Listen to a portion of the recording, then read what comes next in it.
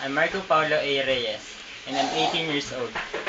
I have read that you are hiring a data encoder at your company that is at least 16 to 30 years old and at least at, at college level and has knowledge all about computer. I, uh, I am second year college taking Ladder's education program for Bachelor Science in Computer Science at Lipa City Public College. I am I ha, I am knowledgeable in business writing. I can write different kinds of business letters. I can speak and write English. I have a good human relation and pleasing personality. I am industrious and hardworking.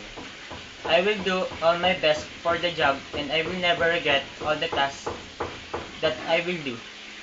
I will do all the type jobs that the customers will give. I will also submit to you my requirements like resume and application letter.